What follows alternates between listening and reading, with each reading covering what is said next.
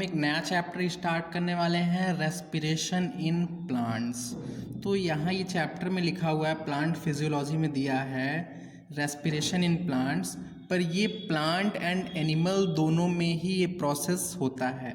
Respiration का process plant and animal दोनों में ही होता है, इसलिए हम इसे एक नया नाम दे देते हैं, सेलुलर रेस्पिरेशन। मीन्स ये सेल में होता है, ये रेस्पिरेशन प्रोसेस सेल में होता है, इसलिए हमने इसे एक नया नाम दे दिया, सेलुलर रेस्पिरेशन। मीन्स रेस्पिरेशन को हम लोग सेलुलर रेस्पिरेशन भी बोलते हैं।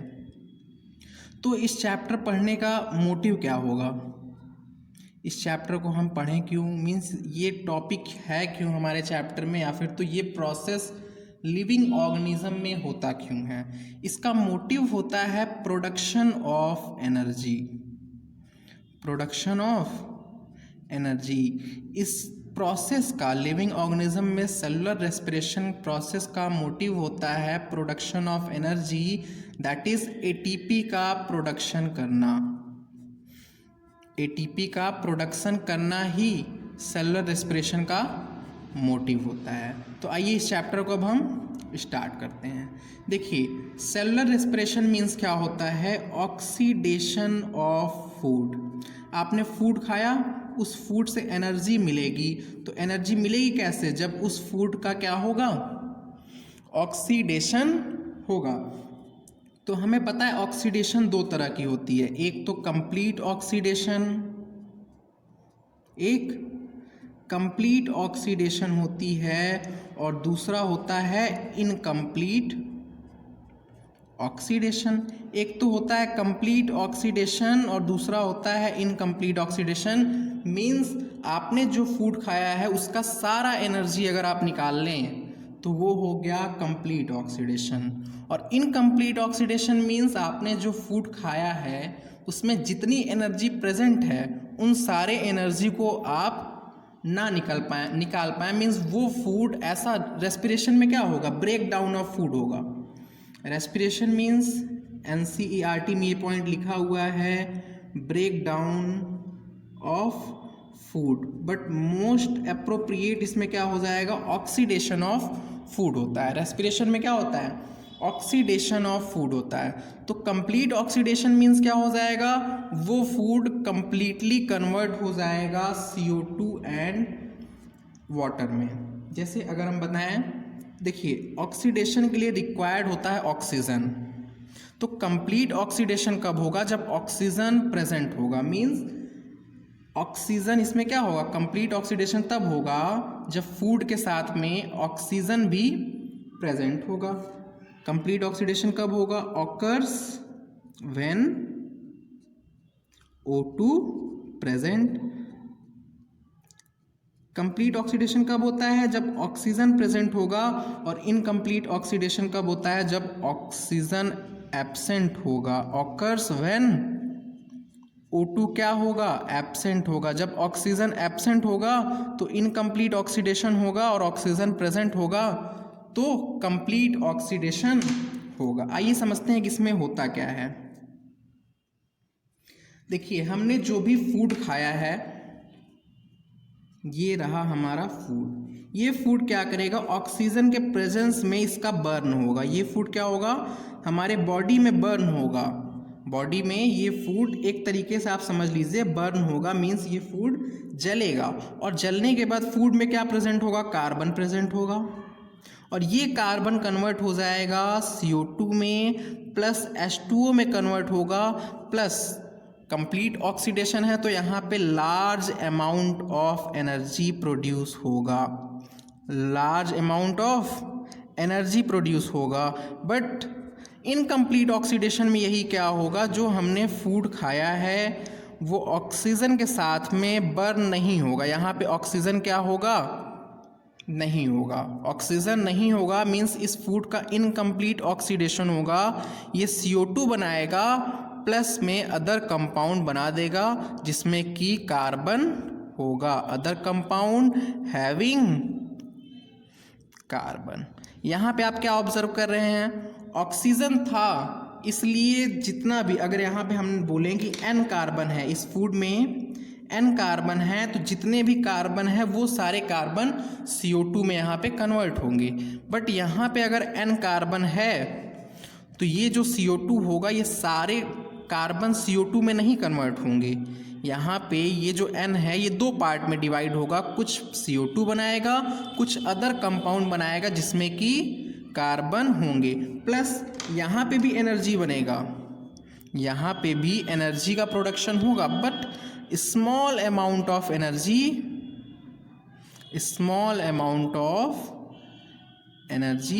बनता है, स्मॉल अमाउंट ऑफ एनर्जी यहाँ पे प्रोड्यूस होता है। यहाँ पे लार्ज अमाउंट ऑफ एनर्जी बन रहा है और यहाँ पे स्मॉल अमाउंट ऑफ एनर्जी बन रहा है। ओके, तो इस प्रोसेस को हम लोग बोलते हैं, जब ये कंप्लीट ऑक्सीडेशन होगा, ऑक्सीजन प्रेजेंट होगा, तो ऐसे रेस्पिरेशन को हम लोग बोलते हैं एरोबिक रेस्पिरेशन। एरोबिक रेस्पिरेशन, ऐसे रेस्पिरेशन को हम लोग क्या बोलते हैं?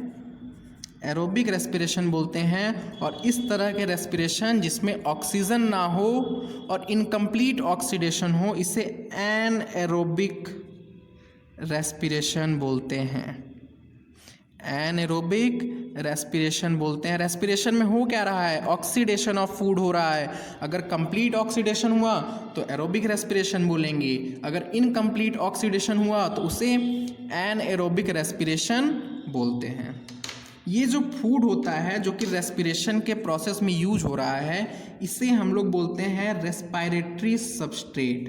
इधर साइड में क्या होगा? रिएक्टेंट होगा, जिसे हम लोग क्या बोलते हैं? सबस्ट्रेट बोलते हैं। तो यहाँ पे जो फूड यूज होगा इसे हम लोग बोलेंगे रेस्पिरेटरी सबस्ट्रेट। इसे हम लोग क्या बोलते हैं? रेस्पिरेटरी सबस्ट्रेट बोलते हैं। और ये क्या होता है? हमारा फूड होता है। और कैसा फूड होगा? सिंपल फूड होगा, जो डाइजेशन के बाद हमारे बॉडी में आपने इंजेशन किया, देन डाइजेशन किया और फिर क्या किया? एब्जॉर्प्शन। इंजेशन, डाइजेशन एंड जो एब्जॉर्प्शन हुआ और वो फूड कहाँ गया? सेल में पहुंचा, तो उसका क्या होना है? एसिमिलेशन होगा। तो ये कैसा फूड है? जो डाइजेशन के बाद में जो फूड हमारे बॉडी से हमारे एब्जॉर्ब होके वो कहाँ पे गया? ब्लड में गया एंड ब्लड से सेल में गया, वही फूड है ये यहाँ पे। और उसे हम लोग क्या बोलेंगे?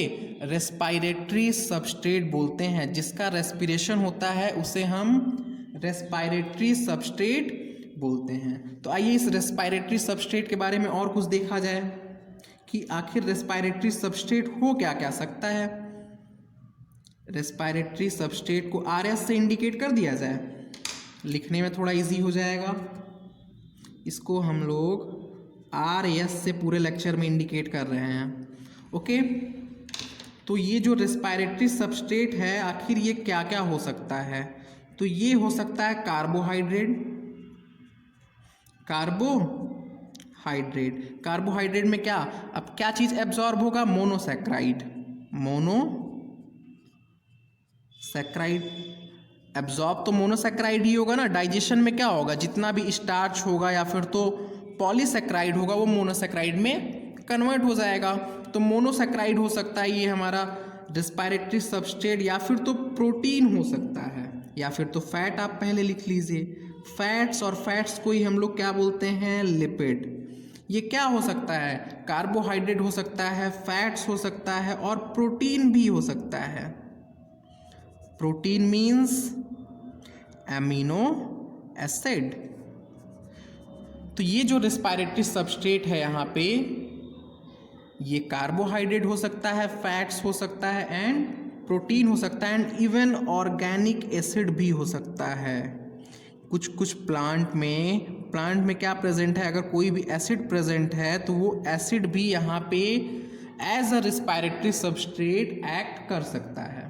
तो मैंने क्या बोला? कार्बोहाइड्रेट रेस्पिरेटरी सबस्ट्रेट हो सकता है, फैट्स हो सकता है, प्रोटीन हो सकता है एंड ऑर्गेनिक एसिड हो सकता है। ये सारा चारों कंपाउंड रेस्पिरेटरी सबस्ट्रेट की तरह एक्ट कर सकते हैं, जिसका ऑक्सीडेशन हो सकता है।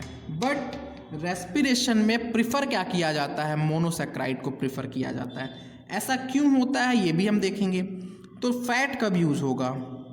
मैंने बोला यहाँ पे ये जो फूड है ये अक्सर क्या होता है, मोनोसैक्राइड होता है। यहाँ पे ये फूड अक्सर मोनोसैक्राइड होता है।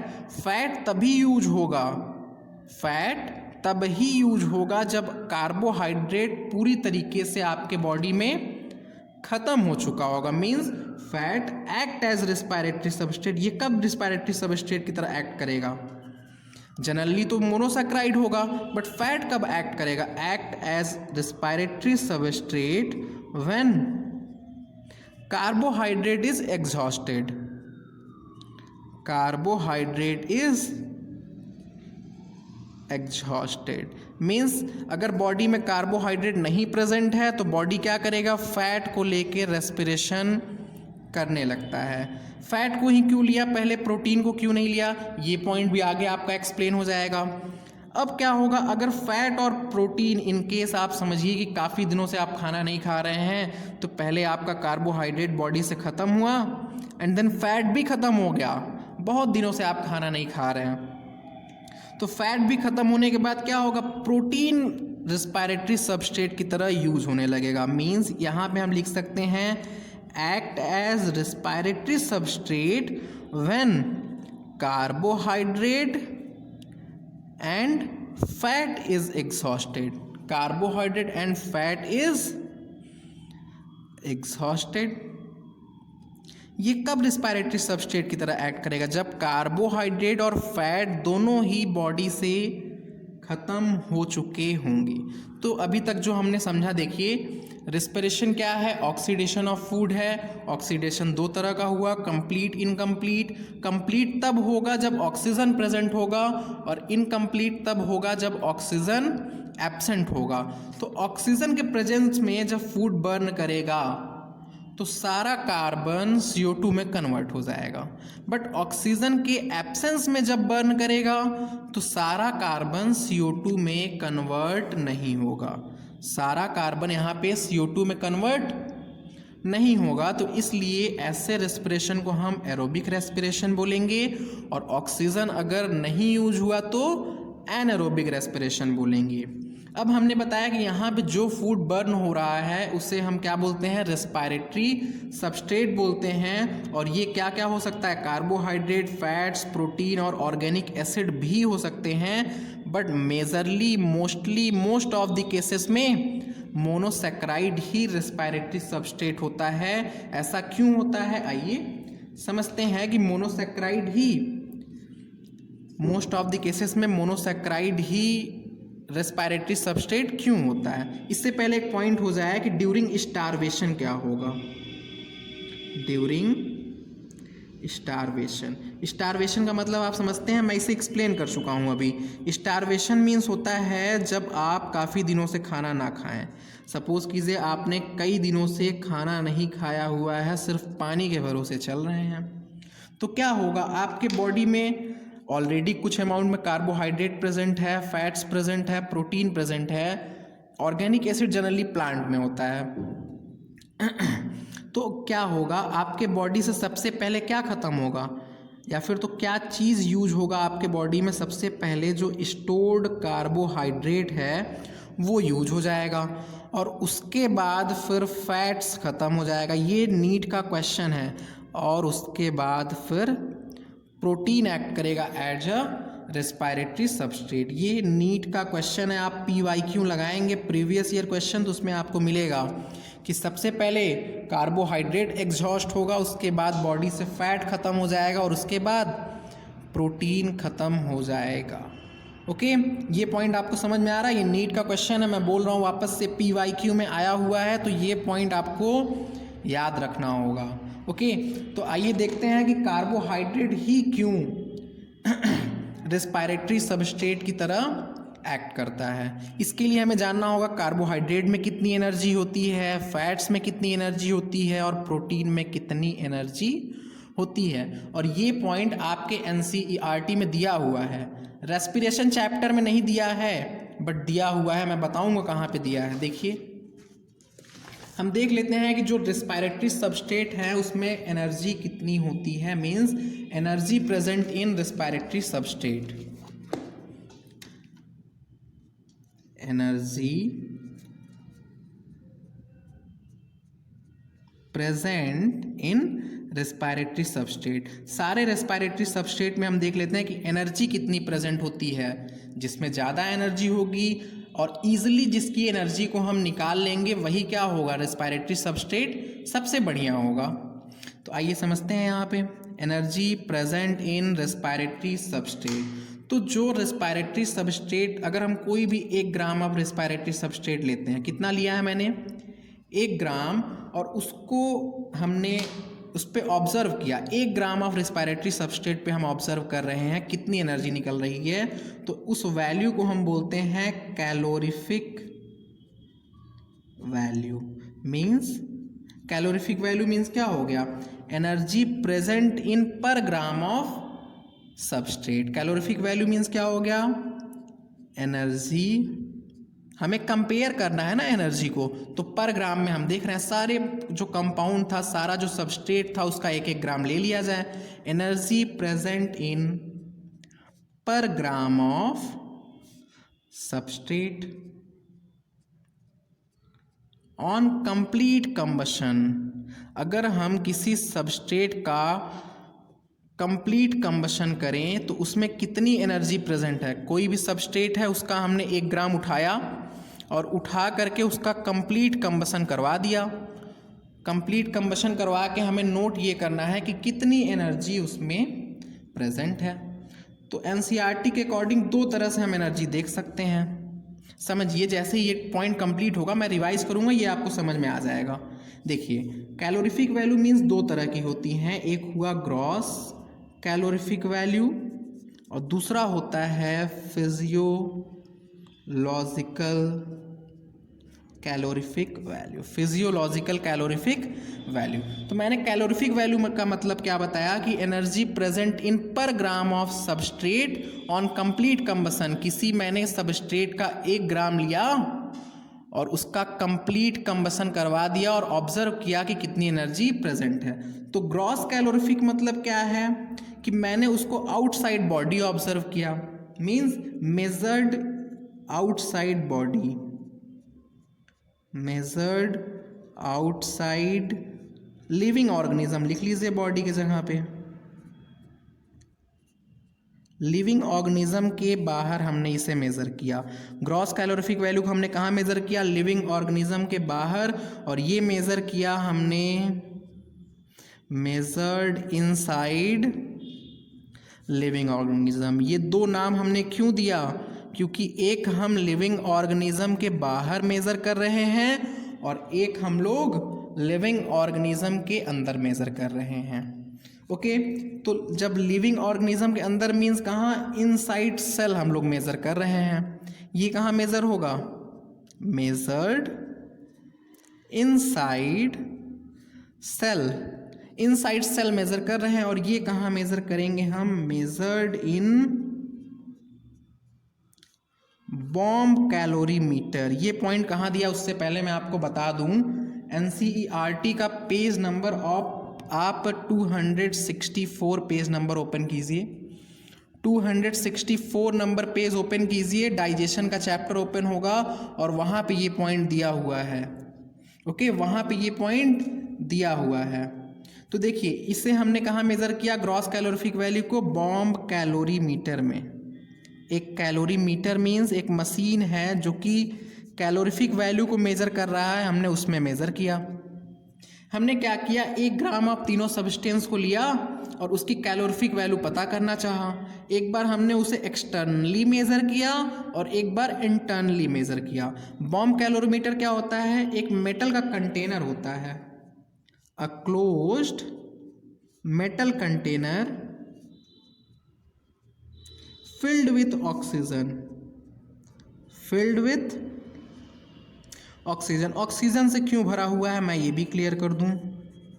यहाँ पे देखिए, कैलोरीफिक वैल्यू के डेफिनेशन में कंप्लीट ऑक्सीडेशन हमें करना है, या फिर तो कंप्लीट कंबसन की जगह पे और ऑक्सीडेशन भी आप लिख सकते हैं। कंप्लीट ऑक्सीडेशन करना है, जो हमने 1 ग्राम सब्सटेंस को लिया है उसका कंप्लीट ऑक्सीडेशन करना है, और कंप्लीट ऑक्सीडेशन के लिए ऑक्सीजन रिक्वायर्ड होगा। तो बॉम्ब कैलोरीमीटर क्या है? एक ऐसा डिवाइस है, एक ऐसा मेजरिंग डिवाइस है जो कि क्लोज्ड होता है, मेटल का होगा, जिसमें कि ऑक्सीजन भरा होगा। तो सेल भी हमें कैसा लेना होगा? जहां पे ऑक्सीजन हो, मीन्स सेल विच रिस्पायर्स एरोबिकली। अब यहाँ पे इतना पॉइंट आपको समझ में आ गया होगा कि ग्रॉस कैलोरीफिक वैल्यू क्या होता है और फिजियोलॉजिकल कैलोरीफिक वैल्यू क्या होता है। ग्रॉस मीन्स हमने उसे आउटसाइड द बॉडी मेजर किया, और फिजियोलॉजिकल मीन्स हमने उसे इनसाइड द लिविंग सेल या फिर तो इनसाइड द बॉडी मेजर किया। ओके, तो अब मेजर किया तो वैल्यूज क्या क्या आ रही हैं हम देख लेते हैं कि मेजर करने के बाद हमें वैल्यू क्या क्या मिल रही है। तो ऐसा मेजर करने के बाद जो कार्बोहाइड्रेट की कुछ वैल्यू आएगी, कार्बोहाइड्रेट, और प्रोटीन की कुछ वैल्यू हमें मिलेगी। हम यही 3 सब्सटेंस ले रहे हैं, कार्बोहाइड्रेट, दूसरा प्रोटीन, एक तीसरा फैट्स। 3 सब्सटेंस हमने ले लिया। यहाँ पे भी वही तीनों की वैल्यू आएगी, और वैल्यू क्या होगी हम लिख देते हैं। कार्बोहाइड्रेट की क्या वैल्यू आई, सेल के अंदर में प्रोटीन की क्या वैल्यू आई, और लास्ट में फैट्स की क्या वैल्यू आई। तो जब हमने आउटसाइड द बॉडी मेजर किया तो कार्बोहाइड्रेट की कैलोरीफिक आई 4.1 किलो कैलोरी पर ग्राम। 1 ग्राम पे 4.1 किलो कैलोरी प्रोड्यूस कर रहा है। प्रोटीन का आया 5.65 किलो कैलोरी पर ग्राम, और फैट्स का आया 9.45 किलो कैलोरी पर ग्राम। ओके, फैट्स का कितना आया? 9.45 किलो कैलोरी पर ग्राम। पर जब हमने सेल के अंदर मेज़र किया तो ऑब्जर्व हुआ कि कार्बोहाइड्रेट और प्रोटीन का आ रहा है 4 किलो कैलोरी पर ग्राम। कार्बोहाइड्रेट और फैट्स का कितना आया? कार्बोहाइड्रेट और प्रोटीन का कितना आया? 4 किलो कैलोरी पर ग्राम, और फैट्स का आता है 9 किलो कैलोरी पर ग्राम। अब क्या आप ये एक्सप्लेन कर सकते हैं कि ये डिफरेंस वैल्यू क्यों आ रहा है, ये डिफरेंट वैल्यू क्यों आ रहा है? आउटसाइड द बॉडी ज़्यादा आ रहा है और इनसाइड द बॉडी कम आ रहा है। मीन्स इसमें देखिए तो अब 0.1 किलो कैलोरी गायब हुआ है, इधर पे 1.65 किलो कैलोरी, प्रोटीन में 1.65 किलो कैलोरी क्या हो गया? नहीं है, और यहाँ पे हमारा फैट्स में 0.45 किलो कैलोरी। तो ऐसा इसलिए होता है क्योंकि इनसाइड द सेल कार्बोहाइड्रेट का जब हम ऑक्सीडेशन कराएंगे तो उसमें कुछ अमाउंट ऑफ एनर्जी यूज भी तो होगा। हमारे बॉडी से कुछ अमाउंट ऑफ एनर्जी यूज भी होता है, इसीलिए इसकी वैल्यू यहाँ पे कितनी आई? 4 किलो कैलोरी। जब प्रोटीन का हमने बॉडी में करवाया तो बहुत ज़्यादा एनर्जी यूज हो रहा है। देखिए कहाँ 5.65 आना चाहिए, बट आ कितना रहा है? 4 आ रहा है। मीन्स प्रोटीन का जब हम बॉडी के अंदर रेस्पिरेशन करवाते हैं तो बहुत ज़्यादा अमाउंट ऑफ एनर्जी यूज होता है उसके रेस्पिरेशन में। और फैट्स में देखिए 0.45 गायब है। ये वैल्यू कम क्यों आई आपको समझ में आया? कम इसलिए आई है क्योंकि कुछ अमाउंट ऑफ एनर्जी सेल के अंदर यूज भी तो हो रही है। कार्बोहाइड्रेट के 1 ग्राम को अगर हमें ऑक्सीडेशन करना है तो उसमें कुछ अमाउंट यूज भी हो रहा है, इसीलिए ये वैल्यू कैसी आ रही है? कम आ रही है। और कार्बोहाइड्रेट में कितना कम हो रहा है आप ऑब्जर्व कीजिए, 0.1 किलो कैलोरी। प्रोटीन में कितना कम आ रहा है? 1.65 किलो कैलोरी। और फैट्स में कितना डिफरेंस है? 0.45 किलो कैलोरी का डिफरेंस आ रहा है। समझ रहे हैं आप इतना पॉइंट? तो इसीलिए कार्बोहाइड्रेट रिस्पायरेटरी सबस्ट्रेट की तरह यूज होता है। क्यों? क्योंकि उसको रिस्पायर करने में बहुत कम एनर्जी हमें एक्सपेंड करना पड़ रहा है। एक्सपेंडिचर मीन्स खर्च करना पड़ रहा है, बहुत कम एनर्जी खर्च करना पड़ रहा है, इसीलिए मोस्ट प्रेफर किया गया कार्बोहाइड्रेट। अगर कार्बोहाइड्रेट आपकी बॉडी से ख़त्म हो जा रहा है, सपोज कीजिएगा आप स्टारवेशन के कंडीशन में हैं और कार्बोहाइड्रेट आपके बॉडी से ख़त्म हो गया, तो उस केस में पहले फैट यूज़ होगा। क्यों? क्योंकि फैट में देखिए डिफरेंस 0.45 का है, सिर्फ फैट्स में डिफरेंस 0.45 का है, इसलिए फर्स्ट नंबर पे कार्बोहाइड्रेट यूज़ होगा, सेकंड नंबर पे फैट्स यूज़ होगा, एंड देन फिर थर्ड नंबर पे प्रोटीन यूज होगा। इतना पॉइंट आपको अच्छे से समझ में आया? तो यहाँ पे हम क्या लिख सकते हैं, नोट में एक पॉइंट यहाँ से क्या ऑब्जर्वेशन मिल रही है कि फैट्स की कैलोरीफिक वैल्यू ज़्यादा है, फिर भी फैट रिस्पायरेटरी सबस्ट्रेट की तरह नहीं प्रीफर किया जाता। रिस्पायरेटरी सबस्ट्रेट की तरफ प्रीफर किसे किया जा रहा है, कार्बोहाइड्रेट को, फैट्स को नहीं प्रीफर किया जा रहा है। तो यहाँ पे हम एक पॉइंट लिख सकते हैं कि although fats has high calorific value, fats has high CV means calorific value, आप इसे क्लियर आप पूरा लिखिएगा, मतलब यहाँ पे although fats has high calorific value but monosaccharide preferred as respiratory substrate, आप इसे भी पूरा कंप्लीट लिखेंगे। मोनोसैक्राइड को रेस्पायरेटरी सबस्ट्रेट की तरफ प्रीफर किया जा रहा है, और ये पॉइंट आपके एनसीईआरटी में लिखा है बट एक्सप्लेन नहीं किया है एनसीईआरटी ने, और एक्सप्लेन यहाँ से हो रहा है जो कि डाइजेशन में दे रखा है। ओके, तो ये पॉइंट आपको समझ में आ रहा होगा कि although fats has high calorific value but monosaccharide preferred as respiratory substrate. Okay, ये पॉइंट आपको क्लियर हो जाएगा। इसी के नीचे आगे देखिए फिर, तो इसका मतलब है अगर कोई पॉलीसैक्राइड हुआ तो वो पहले किस में कन्वर्ट होगा, ओलिगोसैक्राइड में, ओलिगोसैक्राइड में कन्वर्ट होगा, और उसके बाद वो कन्वर्ट होगा मोनोसैक्राइड में। और मोनोसैक्राइड में कौन सा शुगर, हेक्सोज शुगर। मोनोसैक्राइड में हेक्सोज मीन्स 6 कार्बन का जो शुगर होगा वही प्रेफर किया जा रहा है। तो जो भी अगर पॉलीसैक्राइड है और उसको अगर रेस्पिरेशन में यूज होना है तो वो पहले किस में कन्वर्ट होना पड़ेगा, उसे मोनोसैक्राइड में उसे कन्वर्ट होना पड़ेगा। आप सपोज कीजिए आपने आलू खाया, तो आलू में क्या होगा, स्टार्च होगा, और क्या होगा, सेलुलोज भी तो होगा, प्लांट है तो उसमें सेल वॉल हुआ, सेलुलोज हुआ।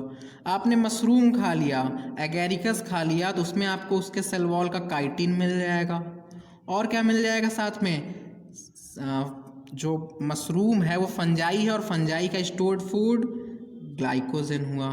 तो ये सब क्या हुए, पॉलीसैक्राइड है। या फिर तो आपने कहीं से इनुलिन खा लिया। इनुलिन क्या होता है, polymer of fructose.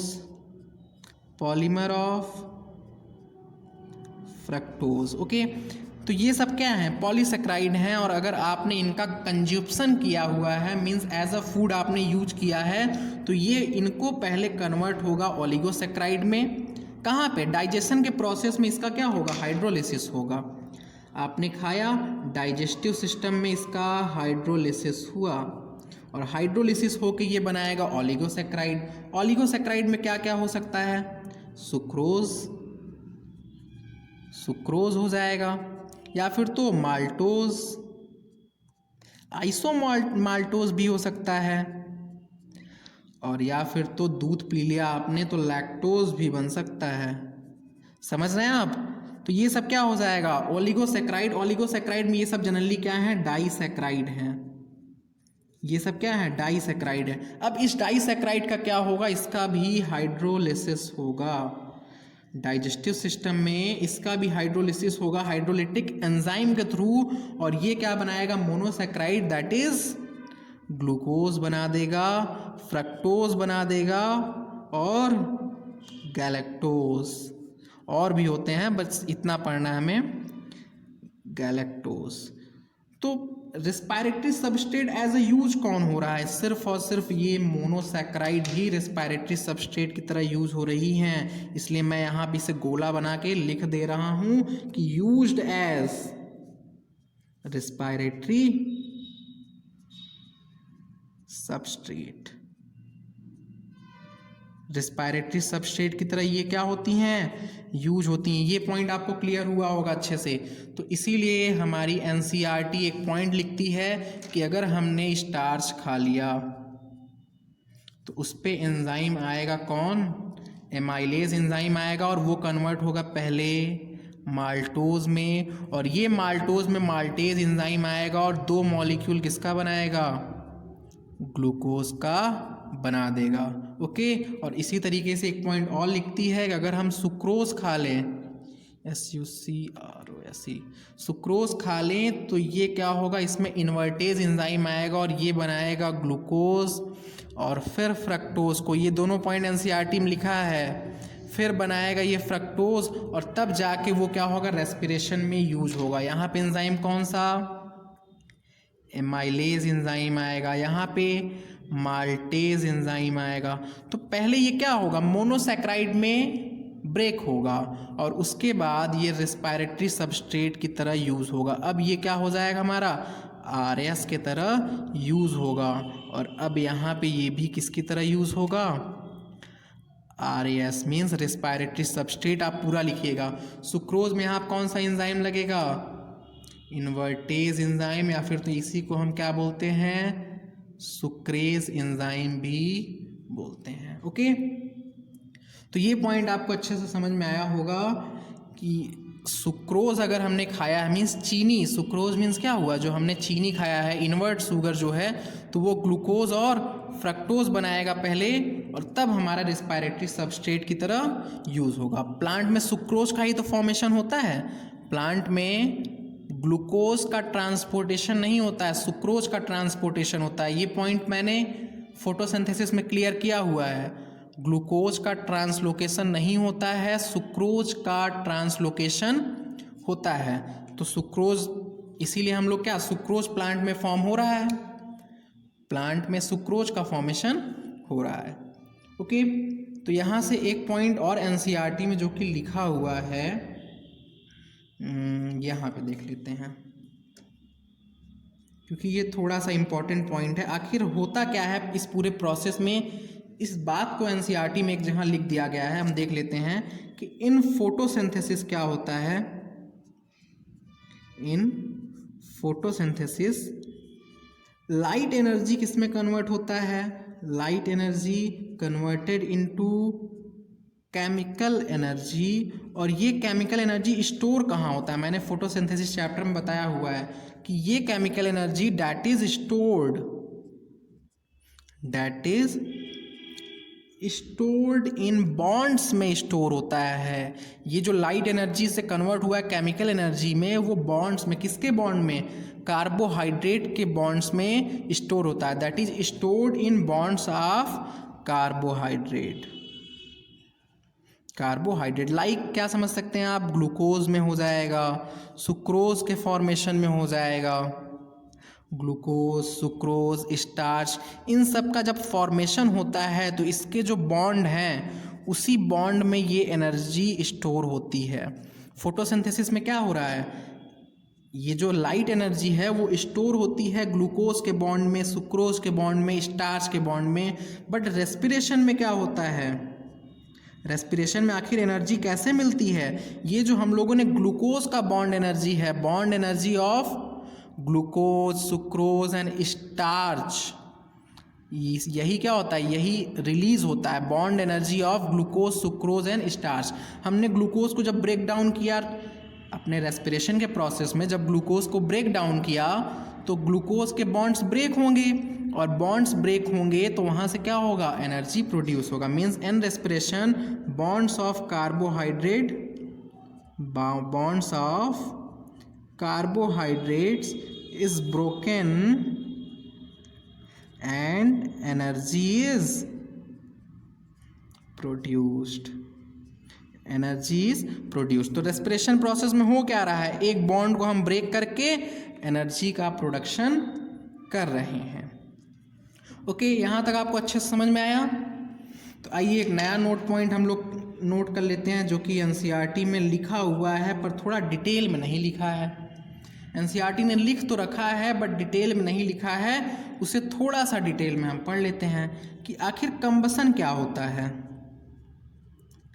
Combustion means आप समझते हैं, आप कुछ भी जला दीजिए अपने घर पे तो उसी प्रोसेस को क्या बोलते हैं, कंबसन। और कंबसन प्रोसेस में भी O2 रिक्वायर्ड होता है। कंबसन प्रोसेस के लिए ऑक्सीजन रिक्वायर्ड होता है। मीन्स कंबसन में भी क्या होता है, ऑक्सीडेशन ऑफ सब्सटेंस। आपने जिस सब्सटेंस को जलाया हुआ है उस सब्सटेंस का क्या होगा, ऑक्सीडेशन होगा। कंबशन में क्या होगा, ऑक्सीडेशन ऑफ सब्सटेंस होता है। But there are many differences between combustion and respiration. दोनों में ही क्या होता है, ऑक्सीडेशन का प्रोसेस होता है, बट रेस्पिरेशन और कंबशन दोनों में बहुत डिफरेंस है। आइए उसमें से हम कुछ डिफरेंस पॉइंट को नोट करते हैं।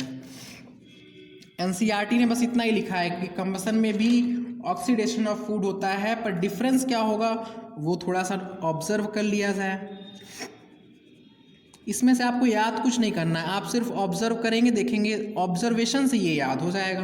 कंबशन तो हम लोगों ने अपने घर पे देखा ही है, तो इतना तो पता ही है कि ये कहाँ होगा, आउटसाइड द सेल होगा, आउटसाइड द सेल होगा, और ये इनसाइड द सेल होता है।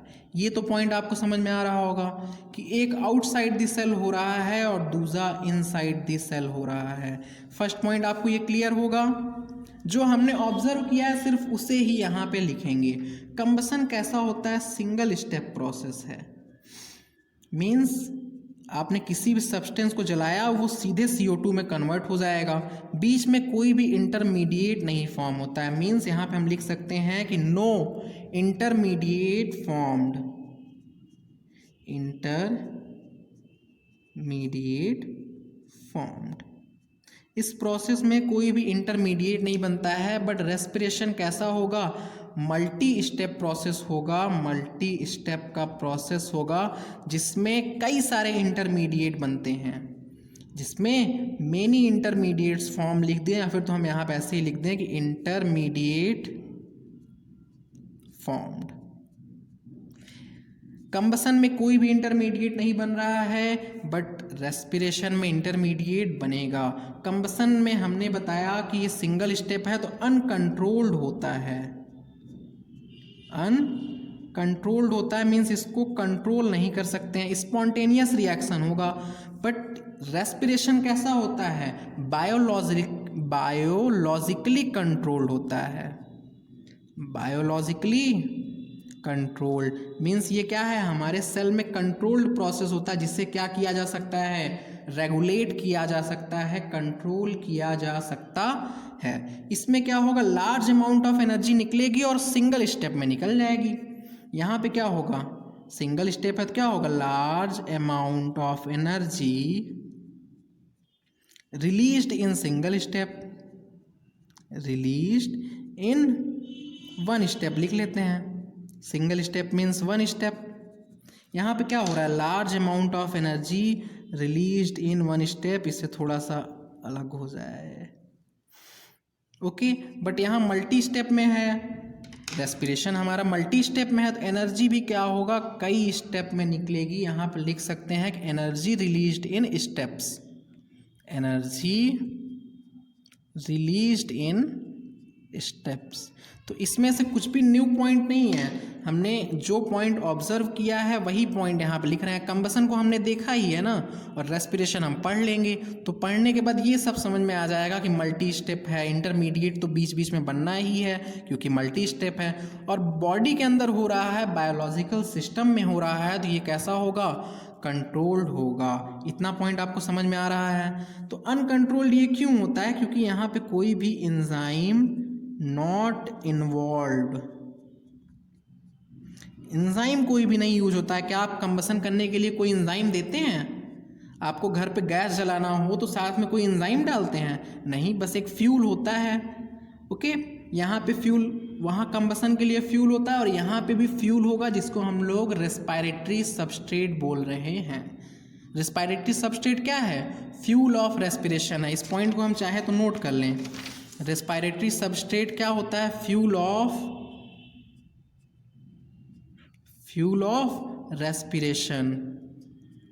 ये ऐसे क्वेश्चन पूछ सकता है कि फ्यूल ऑफ रेस्पिरेशन क्या होगा, तो उसे हम बोलते हैं रेस्पिरेटरी सबस्ट्रेट। और रेस्पिरेटरी सबस्ट्रेट जनरली मोनोसैक्राइड होता है, उसके बाद फिर फैट यूज होगा, और उसके बाद प्रोटीन यूज होगा।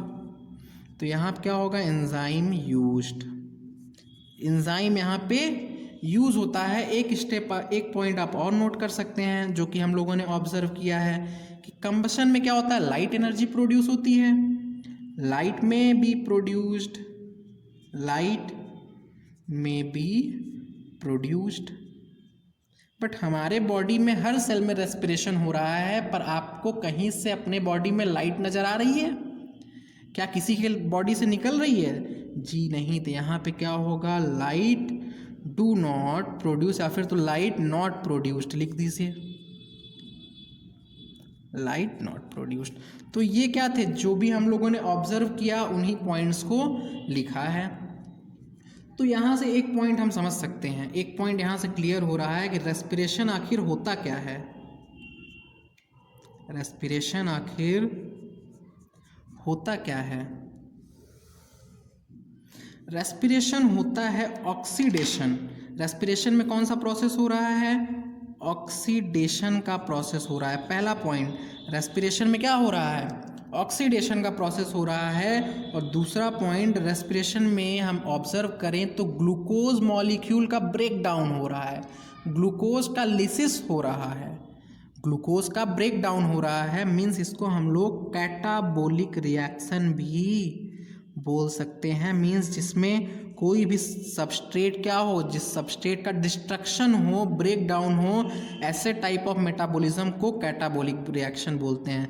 जैसे मेटाबॉलिज्म क्या होता है, sum of all total reaction, sum of all total reaction occurring inside body, occurring inside body, इसे क्या बोलेंगे, मेटाबॉलिज्म। तो बॉडी के अंदर तो कई तरह के रिएक्शन होंगे ना, जिसमें कुछ नया बनेगा या फिर तो जिसमें कुछ क्या होगा, बिगड़ेगा, या फिर तो कुछ बनेगा बॉडी में, या फिर तो कुछ ब्रेक डाउन होगा। तो बनेगा तो उसे हम लोग क्या बोल सकते हैं, कंस्ट्रक्टिव बोल सकते हैं,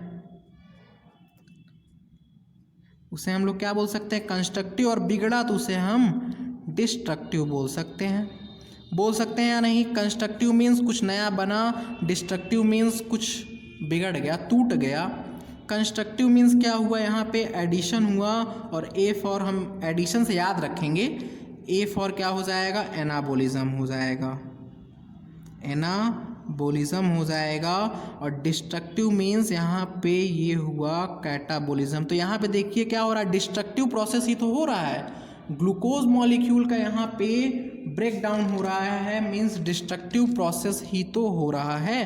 तो इसे हम लोग कैटाबोलिक रिएक्शन बोल सकते हैं। और मोर एक्यूरेटली इसे हम लोग क्या बोलते हैं, एम्फीबोलिक रिएक्शन, या फिर तो एम्फीबोलिक पाथवे बोलते हैं। ऐसा क्यों बोलते हैं ये मैं यहाँ पे बिल्कुल भी एक्सप्लेन नहीं करने वाला हूँ, पर बता दूँ आपको, एक कन्फ्यूज़न ना हो कि अगर ऑप्शन में देता है कि रेस्पिरेशन कैसा प्रोसेस है और ऑप्शन में है कैटाबोलिक और एम्फीबोलिक, तो आप एम्फीबोलिक पे टिक करेंगे, आप एम्फीबोलिक पे टिक करेंगे। और क्यों करेंगे ये पॉइंट आपको इस चैप्टर के एंड में समझ में आएगा, अभी मैं समझा दूं तो भी समझ में नहीं आने वाला है। थर्ड पॉइंट हम बोल सकते हैं कि इसमें एनर्जी प्रोड्यूस हो रही है, इसलिए इसे एक्सोथर्मिक रिएक्शन बोल सकते हैं, एक्सोथर्मिक, या फिर तो इसी को एक्सर्गोनिक भी बोलते हैं, एक्सर्गोनिक रिएक्शन बोलते हैं। ओके, एक्सोथर्मिक रिएक्शन या फिर तो एक्सर्गोनिक रिएक्शन हम लोग रेस्पिरेशन को बोल सकते हैं। आई होप इतना पॉइंट आपको समझ में आ रहा होगा। तो एक यहाँ से ये जो एक्सर्गोनिक रिएक्शन, मैंने एक्सर्गोनिक एक नया टर्म लिया है, इसे एक्सप्लेन कर दूँ, ये नोट पॉइंट में होगा, ये चैप्टर्स नहीं है बट थोड़ा सा एक्सप्लेनेशन हो जाए। देखिए, एक होता है एक्सोथर्मिक और एक होता है एक्सर्गोनिक, एक्सर्गोनिक, एक होता है एक्सोथर्मिक, एक होता है एक्सर्गोनिक। दोनों में ही क्या होगी, एनर्जी प्रोड्यूस होगी, एनर्जी प्रोड्यूस या फिर तो रिलीज लिख सकते हैं, एनर्जी दोनों ही प्रोसेस में रिलीज होगी। बट एक्सोथर्मिक में क्या होगा, हीट एनर्जी रिलीज होगी, हीट एनर्जी रिलीज होगी। और यहाँ पे सेलुलर एनर्जी रिलीज होगी, सेलुलर एनर्जी, यहाँ लास्ट में रिलीज्ड भी लिख लीजिएगा, RELEASED, यहाँ पे सेलुलर एनर्जी रिलीज्ड होगी और वहाँ पे हीट एनर्जी रिलीज होगी। मीन्स ये जो एक्सर्गोनिक टर्म है हम लोग बायो में यूज करते हैं। सेलुलर एनर्जी मीन्स यहाँ पे होता है एटीपी। तो एटीपी यहाँ पे फॉर्म हो रहा है ना, इसलिए इसे हम मोर एक्यूरेटली एक्सर्गोनिक रिएक्शन बोलेंगे। एक्सोथर्मिक भी बोल सकते हैं, दोनों ही वर्ड करेक्ट है। ओके, बस मैं वर्ड से आपको इंट्रोड्यूस करा रहा हूँ कि ये हमारा बायो में यूज हो रहा है एक्सर्गोनिक। ऐसे ही हम लोग एंडोथर्मिक, और इसे हम लोग क्या बोल सकते हैं, एंडरगोनिक प्रोसेस बोल सकते हैं। एंडोथर्मिक एंडरगोनिक दोनों में क्या होगा, एनर्जी यूज होगा, दोनों ही प्रोसेस में एनर्जी यूज्ड होगा। बट पहले में क्या होगा हमारा, यहाँ पे हीट एनर्जी यूज होगा, और दूसरे में सेलुलर एनर्जी यूज्ड होगा। सेलुलर एनर्जी बोले तो एटीपी यहाँ पे यूज होगा। ओके, तो एक्सर्गोनिक कौन सा रिएक्शन हो जाएगा हमारा, रेस्पिरेशन को बोलेंगे। क्यों, क्योंकि रेस्पिरेशन में एटीपी का प्रोडक्शन हो रहा है। और एंडरगोनिक हम किसे बोलेंगे, फोटोसिंथेसिस को बोलेंगे। ये टर्म से आपको सिर्फ और सिर्फ इंट्रोड्यूस करा रहा हूँ कि एंडरगोनिक और एक्सर्गोनिक क्या होता है। ओके, इतना आपको होप करता हूँ कि समझ में आ गया होगा। और ये भी पॉइंट समझ में आ गया होगा कि aerobic respiration and anaerobic respiration क्या होता है। तो आइए दोनों रिएक्शन की हम क्या देख लें, दोनों रिएक्शन का इक्वेशन देख लें। मीन्स रेस्पिरेटरी रिएक्शन का इक्वेशन, रेस्पिरेटरी रिएक्शन जो कि दो तरह की होती हैं। हम लोग सबसे पहले देखने वाले हैं एरोबिक रेस्पिरेशन के बारे में। एरोबिक रेस्पिरेशन के बारे में देखेंगे। तो एरोबिक रेस्पिरेशन का जो रेस्पिरेटरी इक्वेशन होता है वो ये है कि जो ग्लूकोज मॉलिक्यूल है वो 6 मॉलिक्यूल ऑफ ऑक्सीजन से बर्न होगा, और प्रोडक्ट में देखिए 6 टाइम्स ऑफ CO2 बना रहा है। ये 6 कार्बन का है और 6 के 6 कार्बन CO2 में कन्वर्ट हो गए हैं। Means aerobic respiration means complete oxidation. यहाँ पे क्या हो जाएगा, कंप्लीट ऑक्सीडेशन हो रहा है ना, यहाँ पे कंप्लीट ऑक्सीडेशन हो रहा है। एक पॉइंट और बता दें, चलिए अभी आगे देखते हैं। एनएरोबिक रेस्पिरेशन को फर्मेंटेशन बोलते हैं, यही पॉइंट बोलना था। एनएरोबिक रेस्पिरेशन को फर्मेंटेशन बोलते हैं। मैंने पहले नहीं लिखा है पर अभी यहाँ पे क्लियर हो जा रहा है।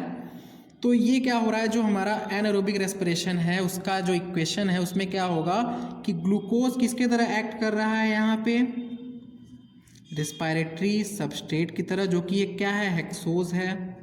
ये कैसा शुगर है, हेक्सोज है। ये रेस्पिरेटरी सबस्ट्रेट की तरह यूज हो रहा है, जिससे क्या बन रहा है, 6 का 6 CO2 molecule plus 6 H2O molecule plus मैंने बोला था यहाँ पे लार्ज अमाउंट ऑफ एनर्जी होगा, और वो एनर्जी इक्वल होती है 686 किलो कैलोरी पर ग्लूकोज, या फिर तो आप पर मोल ऑफ ग्लूकोज लिख सकते हैं। यहाँ पे क्या होगी, 686 किलो कैलोरी एनर्जी प्रोड्यूस हो रही है। 686 किलो कैलोरी एनर्जी प्रोड्यूस हो रही है। बट इस एनर्जी में क्या हो जाएगा, कुछ अमाउंट लॉस्ट हो जाएगा और कुछ अमाउंट स्टोर्ड हो जाएगा। अब आपको पता है किसी भी ऑर्गेनिज्म की या फिर तो किसी भी मशीन की इफ़िशियंसी 100% कभी नहीं होती। देखिए ये पॉइंट NCERT में लिखा हुआ है कि yields energy most of which given out as heat, मतलब मोस्ट ऑफ विच क्या हो जाएगा, लॉस्ट हो जाएगा। Liberated energy goes out as heat. देखिए जो मोस्ट ऑफ द एनर्जी क्या है वो हीट के फॉर्म में लॉस्ट हो जा रही है। मीन्स इसमें कुछ एनर्जी तो लॉस्ट हो जाएगी और कुछ एनर्जी स्टोर्ड हो जाएगी।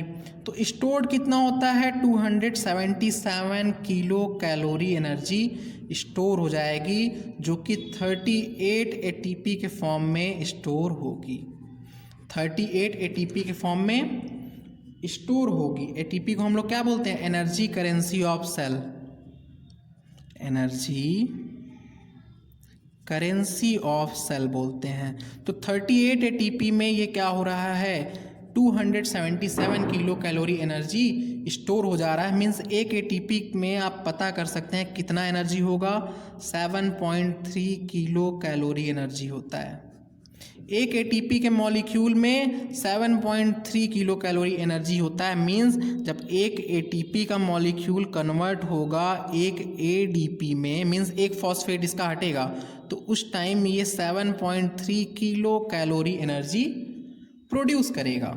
अब मैंने बताया बहुत सी एनर्जी लॉस्ट होती है, तो कितनी लॉस्ट होगी? जो 686 बनी है उसमें से 277 माइनस कर दीजिए, तो इतना किलो कैलोरी एनर्जी लॉस्ट हो जाती है।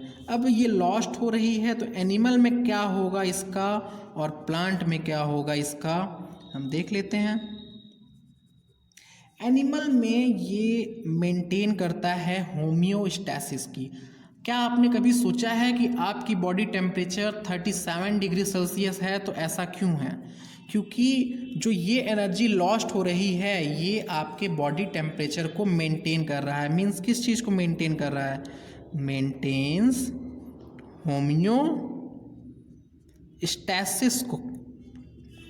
होम्योस्टैसिस को मेंटेन कर रहा है। ये जो लॉस्ट एनर्जी है, होम्योस्टैसिस मीन्स क्या हो जाएगा? Constant environment. ये पूरा लिख लीजिए आप, कांस्टेंट इंटरनल इन्वायरमेंट होता है होम्योस्टैसिस में। मीन्स किस चीज़ को मेंटेन कर रहा है? कांस्टेंट टेम्परेचर को।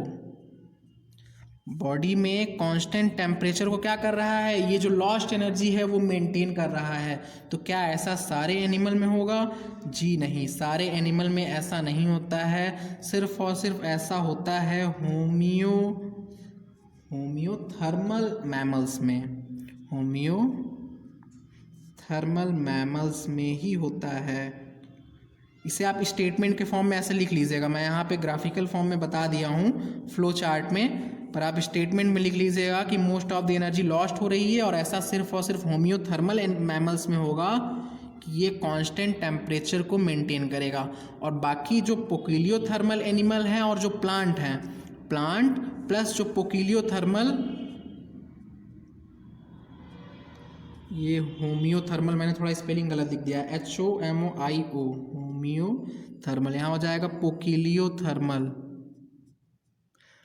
पोकिलियोथर्मल जो हमारे मैमल्स हैं, मींस कोल्ड ब्लडेड वाले, जो पोकिलियोथर्मल मैमल्स हैं और साथ में जो प्लांट हैं, उसमें ये एनर्जी क्या होगा? कंप्लीटली लॉस्ट हो जाता है। वो होम्योस्टैसिस को नहीं मेंटेन कर पाते हैं। ये एनर्जी क्या होगी? कंप्लीटली लॉस्ट हो जाएगी। तो आपको समझ में आया कि हम लोग के बॉडी की टेम्परेचर कांस्टेंट क्यों है? क्योंकि कांस्टेंट टेम्परेचर को मेंटेन करने के लिए मोस्ट ऑफ द एनर्जी का यहाँ से लॉस हो रहा है। तो हम लोग इफ़िशियंसी निकाल सकते हैं, परसेंटेज इफ़िशियंसी। यहाँ इफ़िशियंसी आप पूरा लिखिए, मैं शॉर्ट में लिख रहा हूँ और पूरा टर्म बोल रहा हूँ तो आप लिखिए उसे। परसेंटेज इफ़िशियंसी निकाल सकते हैं, मीन्स 277 किलो कैलोरी जो कि हमारा स्टोर हो रहा है एक्चुअल में, और प्रोड्यूस तो 686 किलो कैलोरी हो रहा है। इनटू में 100 इज इक्वल्स टू अप्रॉक्सीमेटली 41% ये इफ़िशियंसी आएगा। ओके, ये 41% इफ़िशियंसी आएगा। तो क्या ये एरोबिक रेस्पिरेशन का प्रोसेस आपको समझ में आया? आगे हम इसे और एक्सप्लेन करेंगे, पर अभी यहाँ पे समझिए। ओके, तो यहाँ से एक पॉइंट क्या आ रहा है हमें निकल के, एक ग्लूकोज से 686 किलो कैलोरी एनर्जी निकल रहा है और एक एटीपी से 7.3 किलो कैलोरी एनर्जी प्रोड्यूस होता है। तो यहाँ पे मैं एक पॉइंट थोड़ा सा अगर आपको और क्लियर कर दूँ, ये 686 क्यों होता है? आपने कार्बोहाइड्रेट की कैलोरीफिक वैल्यू कितनी पढ़ी थी? 4 किलो कैलोरी पढ़ी थी।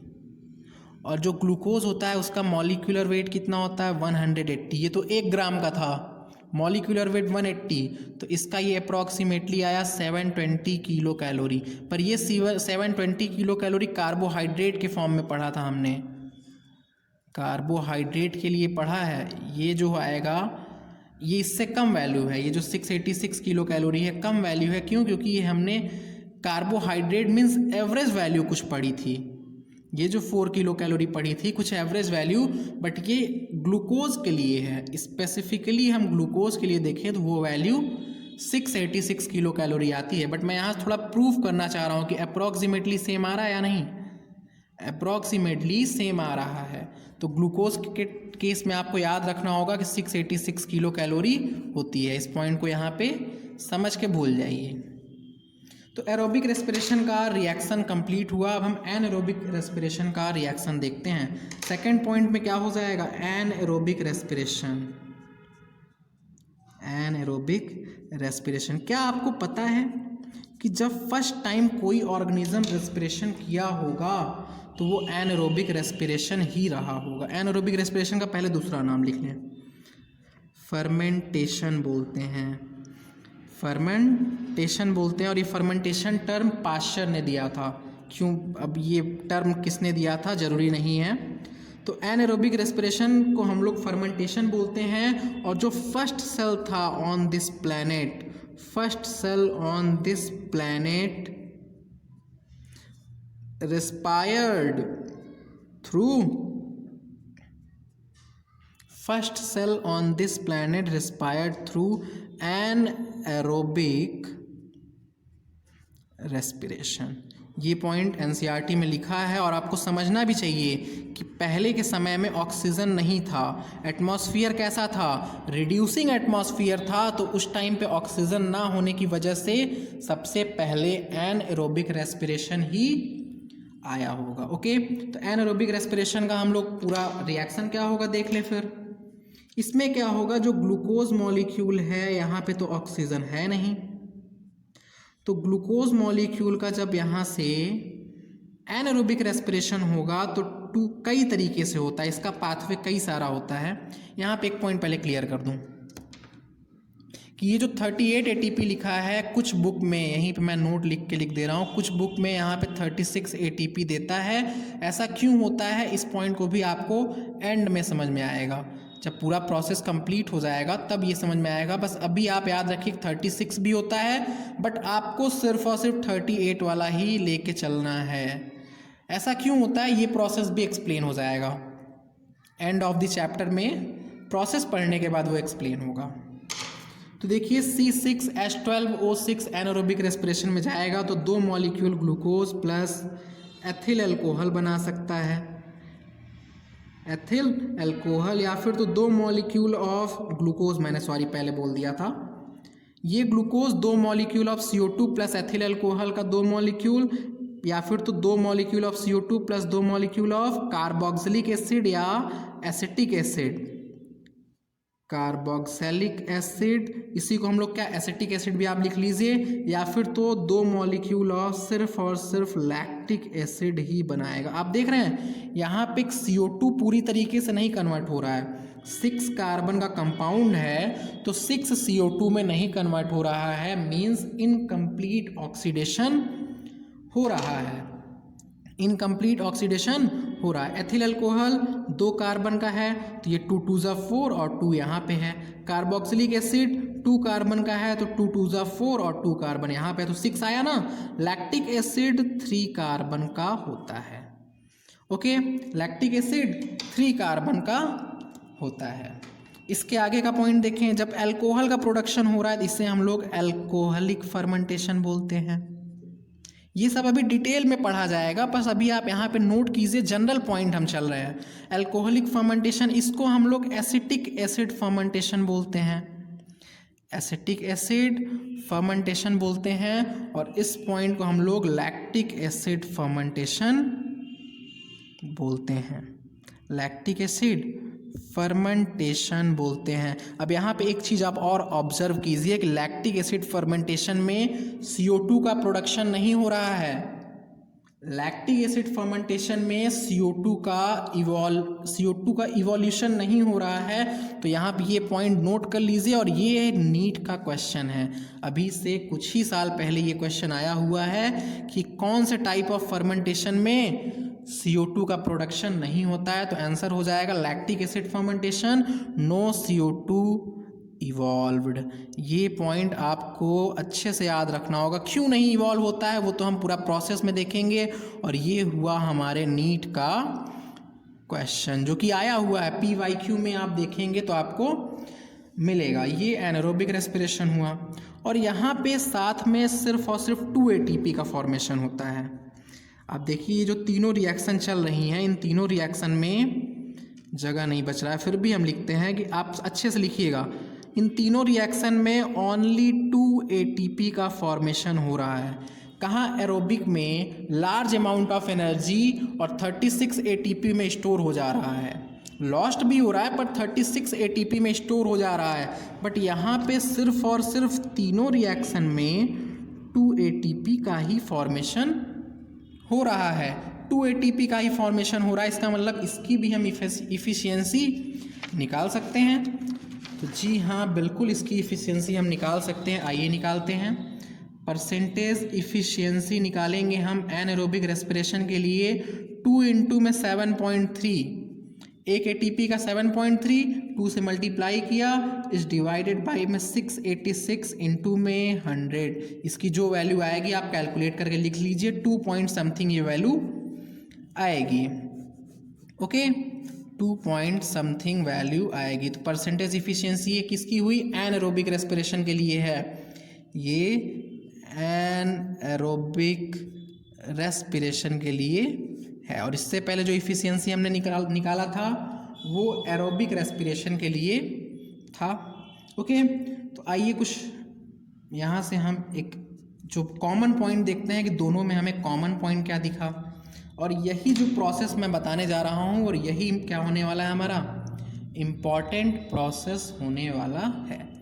तो कॉमन में हमें क्या दिखा कि ग्लूकोज तो दोनों में था as a respiratory substrate. Glucose किसकी तरह? As a respiratory substrate. आप पूरा लिखिए, रिस्पायरेटरी सबस्ट्रेट की तरह था। और पूरे प्रोसेस में आखिर होता क्या है, जो एरोबिक और एनारोबिक रेस्पिरेशन है उसमें होता क्या है? अब हम प्रोसेस पे चल रहे हैं। अभी तक जो कुछ भी हमने पढ़ा सब बेसिक था। यहाँ पे जो रिएक्शन हमने पढ़ा लास्ट पेज में, ये क्या ये रिएक्शन सिंगल स्टेप है? Not a single step reaction. मैं लिख रहा हूँ यहाँ पे, not a single step reaction. Single step का ये रिएक्शन नहीं है। तो ये रिएक्शन आखिर प्रोसीड कैसे होगा, आइए देखते हैं। ये वाला रिएक्शन जो है ये भी सिंगल स्टेप रिएक्शन नहीं होता है। तो वही समझना है। अब हमें ग्लूकोज का जो मल्टी स्टेप रिएक्शन है उसे और कितने हम ब्रांचेज में ब्रेक कर सकते हैं। मल्टी स्टेप तो है पर उसे और थोड़ा सा हम ब्रेक करेंगे और फिर हम कंप्लीट रिएक्शन को पढ़ेंगे। तो ये ग्लूकोज किस में कन्वर्ट होता है? पायरुविक एसिड में, PYRUVIC, पायरुविक एसिड में। ये ग्लूकोज पहले कन्वर्ट होता है पायरुविक एसिड में। ग्लूकोज कितने कार्बन का है? 6 कार्बन का है। पायरुविक एसिड होता है 3 कार्बन का कंपाउंड, इसलिए पायरुविक एसिड का कितना मॉलिक्यूल बना दें? 2 मॉलिक्यूल। 2 मॉलिक्यूल बना दें। और इस प्रोसेस को हम क्या बोलते हैं? ये जो प्रोसेस मैंने लिखा है इस प्रोसेस को ही हम बोलते हैं ग्लाइकोलिसिस। ग्लाइको मीन्स होता है sugar and lysis means LYSIS, breakdown. इस प्रोसेस को हम बोलते हैं ग्लाइकोलिसिस। और ये प्रोसेस होता कहाँ है? इसकी साइट होती है साइटोप्लाज्म में, PLASM। इसकी साइट होती है साइटोप्लाज्म में। और इस प्रोसेस में कोई भी ऑक्सीजन यूज नहीं होता है, नो O2 यूज्ड।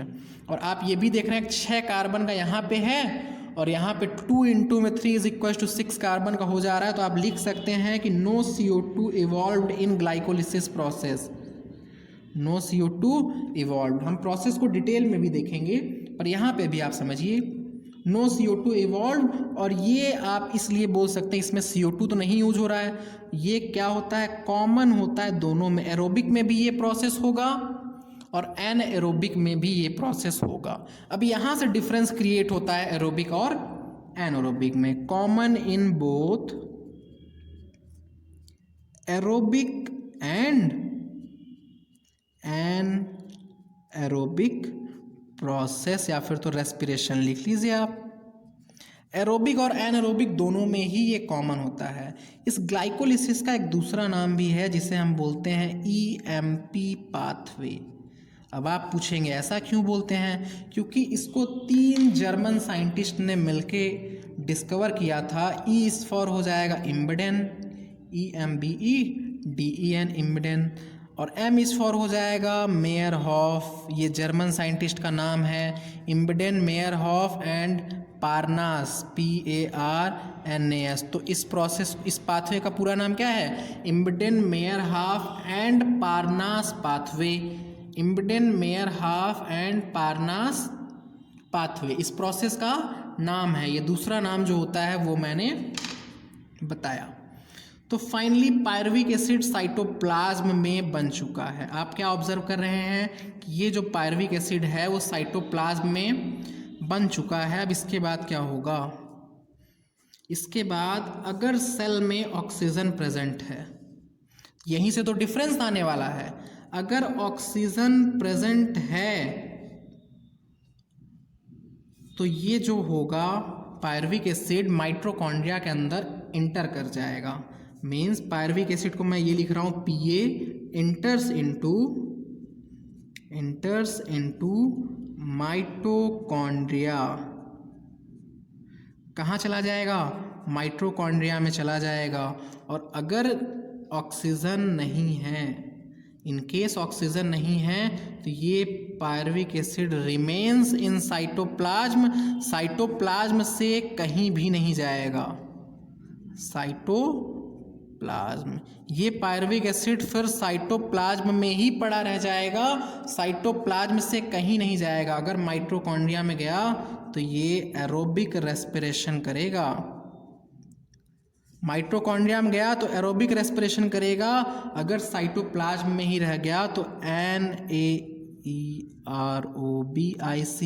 रेस्पिरेशन, जिसे हम लोग फर्मेंटेशन भी बोलते हैं। आप पूरा नाम लिखिए, फर्मेंटेशन बोलते हैं, ये प्रोसेस करेगा। अगर ऑक्सीजन नहीं है तो एनारोबिक रेस्पिरेशन करेगा, और अगर ऑक्सीजन मिल गया तो ये एरोबिक रेस्पिरेशन परफॉर्म करेगा।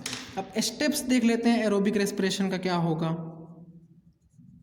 स्टेप्स, माइटोकॉन्ड्रिया में गया, माइटोकॉन्ड्रिया में स्टेप होगा, 3 स्टेप में ये रिएक्शन होगी। एक तो फिर हो जाएगा लिंक रिएक्शन, दूसरा हो जाएगा क्रेब्स साइकिल, और लास्ट में चलेगा इसका इलेक्ट्रॉन ट्रांसपोर्ट सिस्टम। ये 3 स्टेप में, ये जो एरोबिक रेस्पिरेशन है उसे 3 स्टेप में मैंने डिवाइड कर दिया। ये जो स्टेप्स हैं कहाँ पे होगा? माइटोकॉन्ड्रिया में होगा, माइटोकॉन्ड्रिया में होगा। बट माइटोकॉन्ड्रिया में भी तो डिवीजन ऑफ लेबर होता है, तो इसलिए जो link reaction and Krebs cycle है ये माइटोकॉन्ड्रिया के मैट्रिक्स में होगा, माइटोकॉन्ड्रियल मैट्रिक्स में होगा। और ETS चलता है inner membrane of mitochondria, inner membrane of mitochondria में ये ETS चलता है।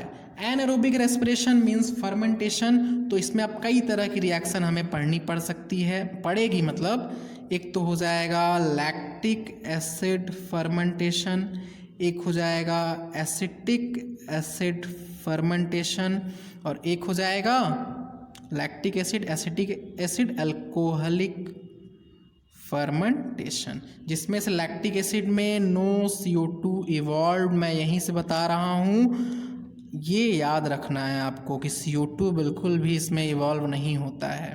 ओके, ये इनर मेम्ब्रेन ऑफ माइटोकॉन्ड्रिया में हुआ। तो इतना आपको समझ में आ रहा है। अब इसमें से आप देखिए, यही पूरा कंप्लीट प्रोसेस है जो कि हमें पढ़ना है।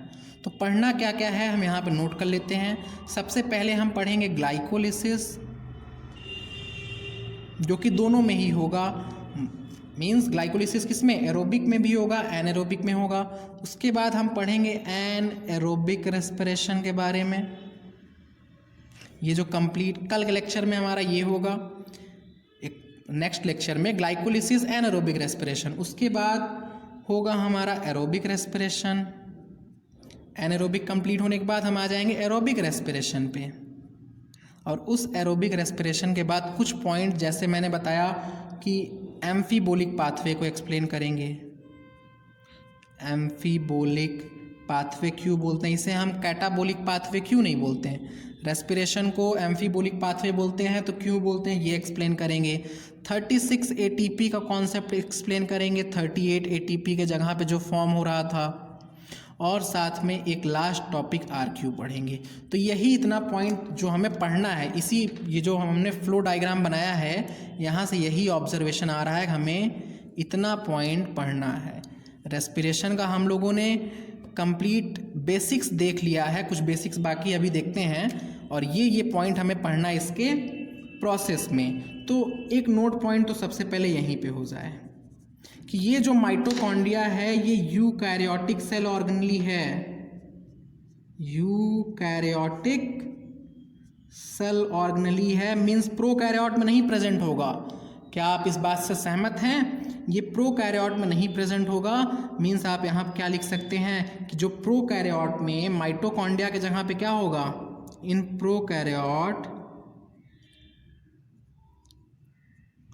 प्रोकैरियोटिक सेल या फिर तो प्रोकैरियोट में क्या प्रेजेंट होता है, मीसोसोम प्रेजेंट होता है। मीसोसोम क्या है, infoldings of cell membrane, in folding of plasma membrane लिख दे रहा हूँ PM, या फिर तो आप सेल मेम्ब्रेन लिख लीजिए, प्लाज्मा मेम्ब्रेन दोनों वही बात है। मीसोसोम होता है, और मीसोसोम किसके सिमिलर होगा, मीसोसोम सिमिलर होगा माइटोकॉन्ड्रिया के, सिमिलर टू माइटो CH लिख रहा हूँ, आप पूरा लिख लीजिए, सिमिलर टू माइटोकॉन्ड्रिया होगा। प्रोकैरियोटिक सेल में मीसोसोम होगा। प्रोकैरियोटिक सेल बोले तो एरोबिक बैक्टीरिया आप बोल सकते हैं, एरोबिक बैक्टीरिया, ऐसे बैक्टीरिया जो कि एरोबिक प्रोसेस से अपने रेस्पिरेशन को परफॉर्म कर रहे हैं, अपने रेस्पिरेशन के एक्टिविटी को एरोबिक प्रोसेस से परफॉर्म कर रहे हैं। तो ये नोट पॉइंट आपको समझ में आया प्रोकैरियोट के लिए। ये ग्लाइकोलिस, ये जो पॉइंट हमें पढ़ना है ये भी आपको समझ में आ गया होगा, जो कि ये दोनों हमारा एक लेक्चर में आएगा, देन एक लेक्चर में पूरा एरोबिक रेस्पिरेशन आएगा, और एक लेक्चर में ये तीनों पॉइंट आएगा। तो एक छोटा सा पॉइंट बचा है, हाँ, ये वैल्यूज़ आप कैसे याद करेंगे। चलिए मानते हैं आपको 4.1 याद है, 5.65 याद है, 9.45 याद है, बट कौन सी वैल्यू किसकी है ये कैसे याद रखेंगे। तो याद करने का सिंपल सा ट्रिक है कि जितना बड़ा नाम है उतनी ही छोटी वैल्यू है, जितना बड़ा नाम उतना छोटा काम, जितना बड़ा नाम उतनी छोटी वैल्यू। देखिए ये ट्रिक जो मैं लिख रहा हूँ, जितना बड़ा नाम उतनी छोटी वैल्यू, ये कैलोरीफिक वैल्यू के लिए ये चीज़ आपको रटना होगा, क्योंकि अभी इसी चैप्टर में एक ट्रिक हम देखेंगे, जितना बड़ा नाम उतना बड़ा काम, मीन्स जितना बड़ा नाम होगा उतनी बड़ी वैल्यू होगी, वो भी ट्रिक हम देखेंगे। इसलिए ये ट्रिक किसके लिए है, कैलोरीफिक वैल्यू के लिए है, ये आप याद रखेंगे। हम लोग RQ में देखेंगे रिस्पायरेटरी क्वेश्चन में कि जितना बड़ा नाम होगा उतना बड़ा काम होगा। ओके, तो ये ट्रिक आप याद रखिए, जितना बड़ा नाम उतनी छोटी वैल्यू होगी। किसके लिए है ये, कैलोरीफिक वैल्यू के लिए है। तो यहाँ तक ये पॉइंट होप आपको समझ में आ गया होगा। जब RQ पढ़ेंगे तो वहाँ पे हम बताएंगे ये ट्रिक कि जितना बड़ा नाम उतना बड़ा वैल्यू भी होगा, यहाँ पे उतना बड़ा वैल्यू। दोनों ट्रिक में बस थोड़ा सा उल्टा होता है, तो दोनों में आपको डिफरेंस याद करना होगा, वरना ट्रिक के चक्कर में उलट पलट जाएगा। नहीं, वैल्यूज डिफरेंस है तो आपको याद रहेगा, वैल्यू डिफरेंट है। वहाँ पे 9 है, 4 है और 5 से वैल्यू है। यहाँ पे वैल्यू होती है 1.9.7। तो आप यहीं पे देख लीजिए, कार्बोहाइड्रेट का 1 होता है, प्रोटीन का 0.9 होता है और फैट्स का 0.7 होता है। इसके अलावा अगर मोर देन 1 हो रहा है तो वो हो जाएगा ऑर्गेनिक एसिड का। ये तो ऐसे ही बता दिया। अब RQ क्या होता है वहाँ पे हम ये ट्रिक को देखेंगे और अप्लाई करेंगे। ओके, तो ये आप नोट नहीं कीजिए अभी, वहाँ पे हम देखेंगे। ये तो थोड़ा सा बस एक्सप्लेन हो गया। तो एक चीज़ तो आपको समझ में आया होगा कि एरोबिक रेस्पिरेशन के लिए कुछ भी करो, ऑक्सीजन बहुत ज़रूरी है। एरोबिक रेस्पिरेशन के लिए ऑक्सीजन बहुत ज़रूरी है। तो यहाँ पर लिख लेते हैं ऐसे कि एरोबिक रेस्पिरेशन रिक्वायर O2 की रिक्वायरमेंट है ना। तो ये O2 प्लांट और एनिमल लेते कैसे हैं, पहले हम देखते हैं एनिमल की बात कर लें। ये ऑक्सीजन एनिमल लेते कैसे हैं। एक प्लांट में टॉपिक है मतलब इस चैप्टर में एक टॉपिक है कि how do plant breathe, how do plant breathe. इसी टॉपिक के लिए मैं ये एक टॉपिक नया बना रहा हूँ। आप देखिए एनिमल में क्या होता है कि रेस्पायरेटरी सिस्टम प्रेजेंट है, रेस्पायरेटरी सिस्टम या फिर तो रेस्पायरेटरी ऑर्गन प्रेजेंट है ना आपके पास। रेस्पायरेटरी सिस्टम या रेस्पायरेटरी ऑर्गन प्रेजेंट है जिसके थ्रू क्या होता है, एक्सचेंज ऑफ गैसेस होता है, एक्सचेंज ऑफ गैसेस की प्रोसेस होता है, एक्सचेंज ऑफ गैसेस होता है। और किसके किसके बीच में, बिटवीन लंग्स एंड ब्लड, या फिर तो आप लिख सकते हैं एल्वियोलाई एंड ब्लड के बीच में होता है। ये प्रोसेस किसके किसके बीच हो रहा है, एल्वियोलाई एंड ब्लड के बीच में हो रहा है। रेस्पायरेटरी सिस्टम प्रेजेंट है। इसके बाद हमारे अंदर सर्कुलेटरी सिस्टम भी प्रेजेंट है, सर्कुलेटरी सिस्टम। ये क्या कर देगा, जो ब्लड में ऑक्सीजन या फिर तो गैस आया हुआ है उसको ट्रांसपोर्ट कर देगा किसके पास, टिश्यू और सेल के पास, मीन्स ट्रांसपोर्ट ऑफ गैसेस करेगा ये। अब तो ब्लड में आ गया ना गैसेस, तो ये क्या करेगा, transport of gases, transport of gases from कहाँ से, लंग्स से टिश्यू में, या फिर तो आप लिख सकते हैं एल्वियोलाई टू टिश्यू। इसे मैं बहुत ज़्यादा एक्सप्लेन नहीं कर रहा हूँ। अगर आपने सर्कुलेटरी सिस्टम पढ़ा है, ब्लड के थ्रू ही तो होता है ना ऐसा, 10th में भी ये था सर्कुलेटरी सिस्टम, तो वहाँ पे आपको समझ में आया होगा कि ये ऑक्सीजन का ट्रांसपोर्ट कर रहा है। और रेस्पायरेटरी सिस्टम से क्या हो रहा है, एक्सचेंज ऑफ गैसेस हो रहा है। ये पॉइंट आपको समझ में आ रहा है। तो प्लांट में ये काम कैसे होता है, how do plant breathe, plant कैसे ब्रीथ करता है, क्या प्लांट ब्रीथ करता है। यहाँ पे ये भी तो क्वेश्चन बनता है कि डू प्लांट ब्रीथ, क्या प्लांट भी ब्रीथ करता है। हाँ भाई, प्लांट तो रेस्पिरेशन कर रहा है, इसलिए ये भी ब्रीथिंग करेगा, मीन्स यस, आंसर हो जाएगा यस, प्लांट भी ब्रीथिंग करता है। पर प्लांट में आप बोल देंगे कि रेस्पायरेटरी सिस्टम, पूरा नाम लिखिए आप, या फिर तो ऑर्गन। रेस्पायरेटरी सिस्टम और ऑर्गन नहीं होता है, एंड साथ में सर्कुलेटरी सिस्टम भी नहीं होता है। प्लांट में सर्कुलेटरी सिस्टम भी नहीं है, रेस्पायरेटरी सिस्टम भी नहीं है, तो आखिर ये प्लांट ब्रीदिंग कैसे करता है, ये प्लांट ब्रीदिंग कैसे करता है। तो प्लांट ब्रीदिंग करता है किसके थ्रू, प्लांट रिस्पायर थ्रू, या फिर तो आप ऐसे लिख लीजिए रिस्पायर थ्रू। किसके थ्रू रिस्पायर करता है, स्टोमेटा। आपको पता है ना, स्टोमेटा होता है प्लांट के लीव्स में जो कि गैसियस एक्सचेंज कराता है। और दूसरा क्या होता है, लेंटिसेल्स। क्या आपको पता है ये लेंटिसेल्स क्या होता है, जब सेकेंडरी ग्रोथ होती है तो एपिडर्मिस ब्रेक हो जाता है, और वही जो पोर बन जाता है ब्रेक होने से, उसे हम लेंटिसेल बोलते हैं। मीन्स यहाँ पे हम लिख सकते हैं raptured epidermis formed during secondary growth, ruptured epidermis formed during secondary growth। तो किसके थ्रू कर रहा है ये plant respiration, means exchange of gases किसके थ्रू कर रहा है, स्टोमेटा एंड रिस्पायर थ्रू, या फिर तो एक्सचेंज ऑफ गैसेस किसके थ्रू कर रहा है, स्टोमेटा एंड लेंटिसेल के थ्रू कर रहा है। तो आप क्वेश्चन एक पूछ सकते हैं कि प्लांट को, ये भी तो क्वेश्चन हो सकता है कि प्लांट को रिस्पायरेटरी ऑर्गन की ज़रूरत क्यों नहीं पड़ रही है। यू मे आस्क कि why plant do not require respiratory system और रिस्पायरेटरी ऑर्गन, पूछ सकते हैं आप। तो लिख लेते हैं क्वेश्चन कि वाई, ये एनिमल का इतना ही था, अभी प्लांट में कंटिन्यू चल रहा है। इसी के नीचे आप चाहिए कंटिन्यू कीजिए, या फिर तो एक क्वेश्चन बना लीजिए, why plant do not require respiratory organ, या फिर तो सिस्टम, रिस्पायरेटरी सिस्टम या फिर तो ऑर्गन प्लांट को आखिर क्यों नहीं चाहिए होता है। इसका एनसीईआरटी में कुछ रीजंस दिया हुआ है, वो रीज़न हम देख लें।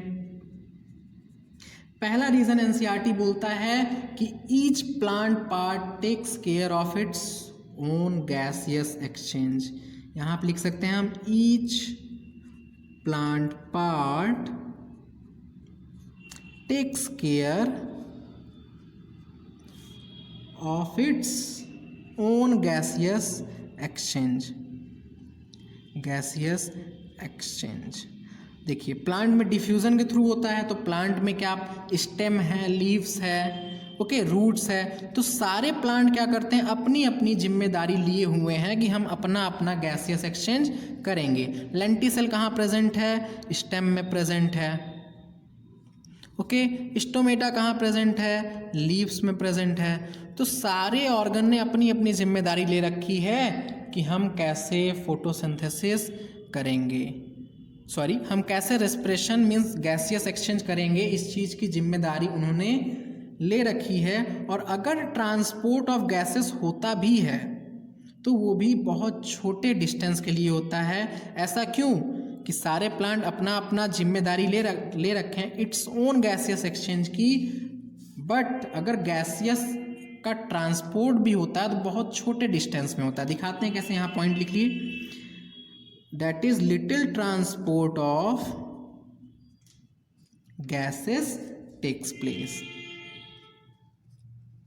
little transport of gases takes place। जैसे स्टेम ने लिया ऑक्सीजन को, अब यहाँ पे ये थोड़ा सा क्लियर ही हो जाए डायग्राम के थ्रू।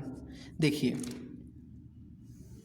ये क्या हुआ, हमारा स्टेम हुआ, स्टेम के सेंटर के पार्ट में क्या होगा, जाइलम फ्लोएम होगा, और कुछ ऐसे भी सेल्स और होते हैं जो कि क्या होते हैं, नॉन लिविंग होते हैं। आपको पता है जाइलम तो कम्प्लीटली नॉन लिविंग है, फ्लोएम में भी कुछ सेल्स ऐसे होते हैं जो कि नॉन लिविंग होते हैं। तो प्लांट में क्या होता है, अगर ये स्टेम है तो इसमें कई सारे सेल्स क्या हो जाएंगे, इनर साइड में तो नॉन लिविंग होते हैं, और प्लांट की बाकी सरफेस एरिया तो डायरेक्ट कॉन्टैक्ट ऑफ एयर में है। मैक्सिमम सरफेस एरिया जो लिविंग सेल कवर कर रहे हैं, जहाँ पे लिविंग सेल प्रेजेंट है, वहाँ का मैक्सिमम सरफेस एरिया एयर के डायरेक्ट कांटेक्ट में है, इसीलिए प्लांट को रेस्पिरेटरी सिस्टम की ज़रूरत नहीं पड़ती है। पहला पॉइंट तो ये एनसीईआरटी ने लिखा। दूसरा पॉइंट यही लिखता है कि plant do not require greater demand for gaseous exchange.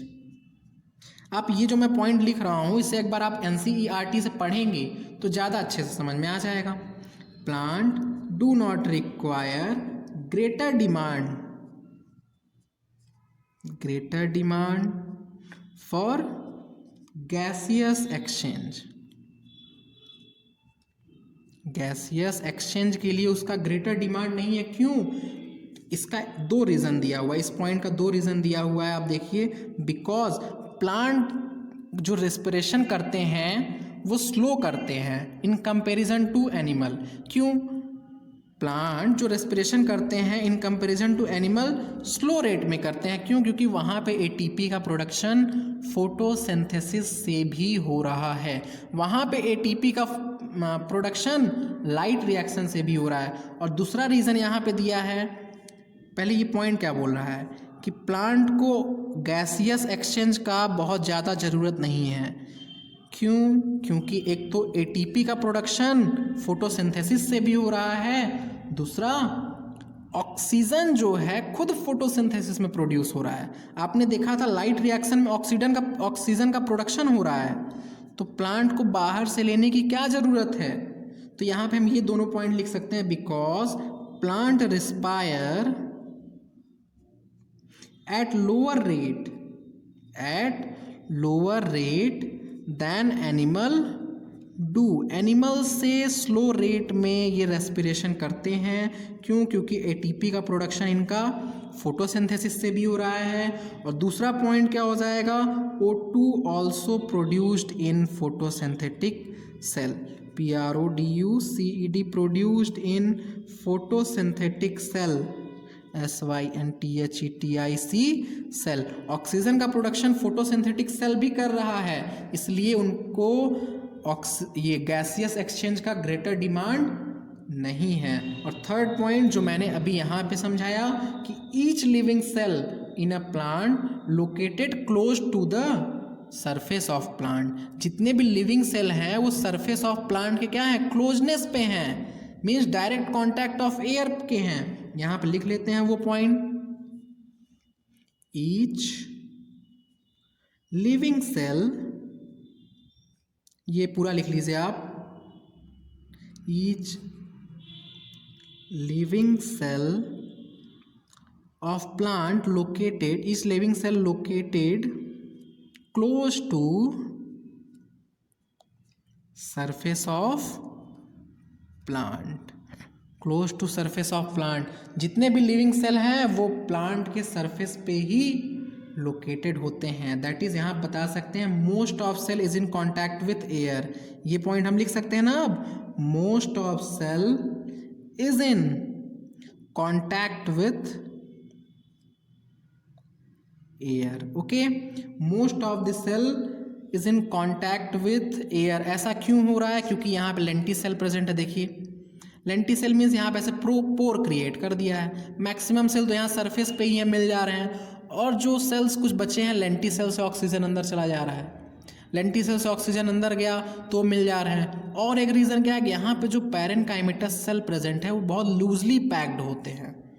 ऐसा क्यों है, क्योंकि जो पैरेनकाइमेटस सेल होते हैं वो बहुत लूजली पैक्ड है, जिससे कि यहाँ पे एयर आ जाता है, इन सारे सेल्स के बीच में एयर आ जाता है। ओके, और एनिमल को क्या करना है, प्लांट को तो अपने बॉडी टेम्परेचर को कांस्टेंट नहीं रखना है ना, प्लांट को होम्योस्टैसिस नहीं मेंटेन करना है, पर एनिमल को मेंटेन करना है। इसलिए एनिमल ज़्यादा तेज़ी से रेस्पिरेशन की एक्टिविटी को परफॉर्म करते हैं। Animal respire at higher rate than plant do. Okay, animal respire at higher rate than plant do. तो इस पॉइंट का हम एक्सप्लेनेशन यहाँ पे नेक्स्ट पेज में लिख दे रहे हैं कि most of the cell is in contact with air. क्यों कॉन्टैक्ट में है, due to presence of lenticel and loose packing of parenchyma cell. तो यहाँ पे हम नेक्स्ट पेज में एक पॉइंट हो जाए, उसी के नीचे आप ये नोट कीजिएगा कि ऐसा क्यों हो रहा है, due two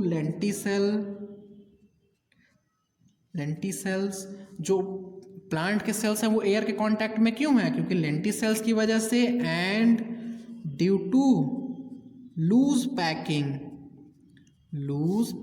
of parenchyma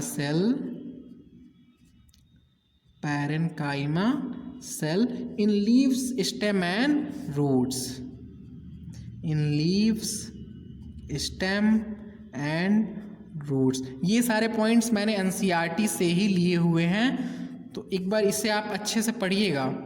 NCERT से पूरे पॉइंट को एक बार आप अच्छे से पढ़िए, आपको सब कुछ समझ में आ जाएगा। ये सारे पॉइंट मैंने NCERT से ही लिए हुए हैं। तो एक नोट पॉइंट हो जाए, और ये नोट थोड़ा इम्पोर्टेंट होने वाला है कि आखिर रेस्पिरेशन एंड डाइजेशन में क्या डिफरेंस है।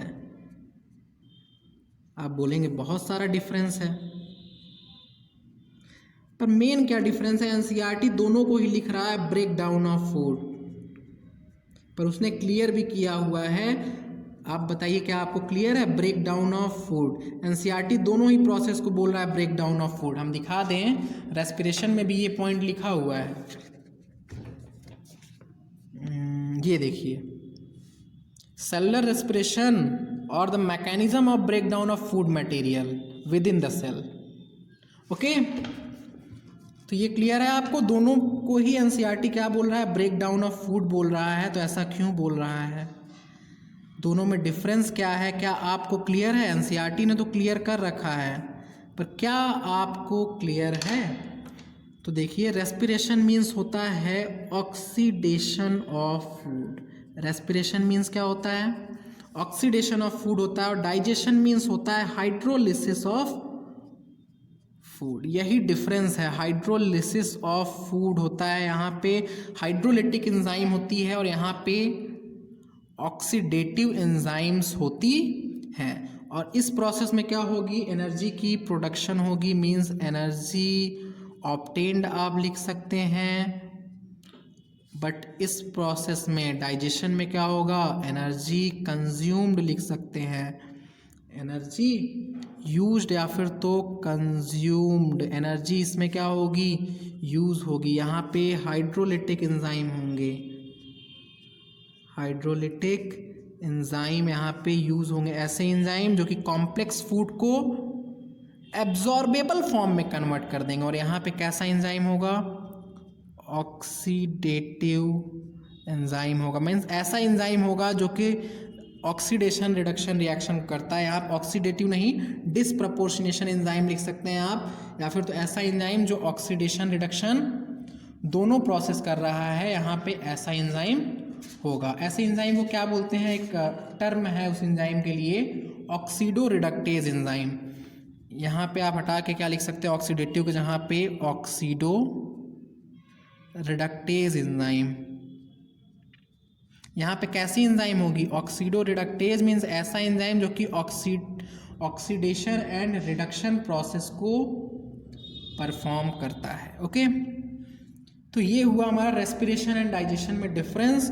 और यहाँ से हमने क्या एक पॉइंट और ऑब्जर्व किया कि स्टेप्स ऑफ एरोबिक रेस्पिरेशन हमें क्या दिखे, स्टेप्स ऑफ, बस 2 मिनट की और क्लास है, स्टेप्स ऑफ एरोबिक रेस्पिरेशन हमें क्या दिखें। एरोबिक रेस्पिरेशन के स्टेप में हमने 2 देखा, एक तो हुआ एक्सटर्नल, एक हुआ इंटरनल। एक्सटर्नल में क्या हो रहा है, हमने देखा एनिमल में एक गैसियस एक्सचेंज का प्रोसेस हो रहा है, मीन्स एक्सचेंज ऑफ गैसेस का प्रोसेस हो रहा है। ये तो एक्सटर्नल है ना, मीन्स सेल के अंदर तो नहीं है बट बॉडी के अंदर है, ये सेल के अंदर नहीं हो रहा है, एक्सटर्नल। और एक इंटरनल, यहाँ एक्सटर्नल रेस्पिरेशन लिख लीजिए और ये हो जाएगा इंटरनल रेस्पिरेशन। एक्सटर्नल रेस्पिरेशन में क्या हो रहा है, एक्सचेंज ऑफ गैसेस हो रहा है, और एक दूसरा हो रहा है transport of gases, transport of gases.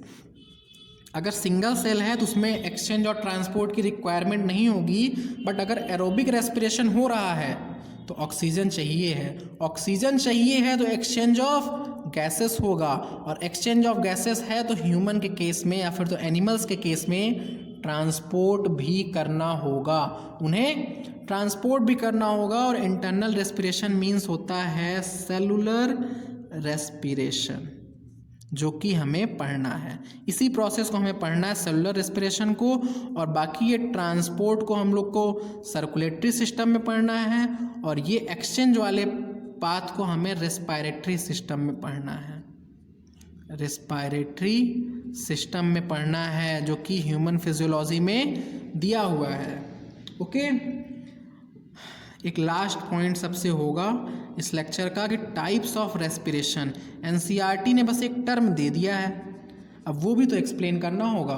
NCERT ने एक टर्म दे रखा है, मैं दिखा दूं आपको, देखिए ये एरोबिक कंडीशन बताया है, उसे एरोब्स बोला है। ये फैकल्टेटिव एरोब्स क्या होते हैं, ऑब्लिगेट क्या होते हैं, ये टर्म्स भी तो हमें समझना है। तो आइए इसका हम देख लीजिए क्या है, थोड़ा सा क्लासिफिकेशन कर लें, बाकी इस पॉइंट को कल ही स्टार्ट करेंगे। टाइप्स ऑफ रेस्पिरेशन में जाएं तो 2 तरह का हमने पढ़ा, एक तो एरोबिक रेस्पिरेशन और दूसरा एनएरोबिक रेस्पिरेशन। 2 तरह का रेस्पिरेशन हमने पढ़ा, एक एरोबिक रेस्पिरेशन और दूसरा एनएरोबिक। बट एनसीईआरटी के अकॉर्डिंग या फिर तो ये होता ही ऐसा, मतलब एरोबिक रेस्पिरेशन भी 2 तरह के और एनएरोबिक रेस्पिरेशन भी 2 तरह के होते हैं। और ये एनसीईआरटी ने सिर्फ और सिर्फ टर्म्स लिख दिया है, समझना आपको है। एक होता है ऑब्लिगेट एरोबिक रेस्पिरेशन और एक होता है फैकल्टेटिव एनएरोबिक। देखिए एरोबिक टाइप में यहाँ पे एनएरोबिक आ रहा है, फैकल्टेटिव एनएरोबिक रेस्पिरेशन। ऐसे ही यहाँ पे हो जाएगा, एक हो जाएगा ऑब्लिगेट एनएरोबिक रेस्पिरेशन और दूसरा हो जाएगा फैकल्टेटिव एरोबिक। ध्यान दीजिए TATIVE, फैकल्टेटिव एरोबिक रेस्पिरेशन। अब ये जो टर्म्स हैं इसकी क्या कहानी होगी, ये टर्म्स ऐसा क्यों है कि एरोबिक के टाइप में एनएरोबिक आ रहा है और एनएरोबिक के टाइप में एरोबिक आ रहा है, ये ऐसा टर्म्स क्यों है, इसे आपको ढूंढना है और इस पॉइंट को कल प्रोसीड करेंगे, ठीक है। ये टाइप्स ऑफ रिएक्शन जो हमने लिखा है इसको थोड़ा सा कल बताएंगे। उसके बाद क्या पढ़ेंगे, उसके बाद तुरंत स्टार्ट करेंगे ग्लाइकोलिसिस। ये जो हमने बनाया हुआ है ये चार्ट आपको बहुत अच्छे से आना चाहिए। इस चार्ट को आप समझिए, पूरा रेस्पिरेशन आप समझ गए। इस चार्ट को समझिए, पूरा रेस्पिरेशन आप समझ गए। अभी तक तो आज हमने सिर्फ और सिर्फ बेसिक्स को पढ़ा है। अब कल मेन प्रोसेस स्टार्ट होगा, ग्लाइकोलिसिस, एंड देन फिर एनाएरोबिक रेस्पिरेशन देखेंगे। Okay, thank you. इस लेक्चर को यहाँ पे हम एंड कर रहे हैं। फिर से कल एक नए लेक्चर में मिलते हैं। Okay, bye bye.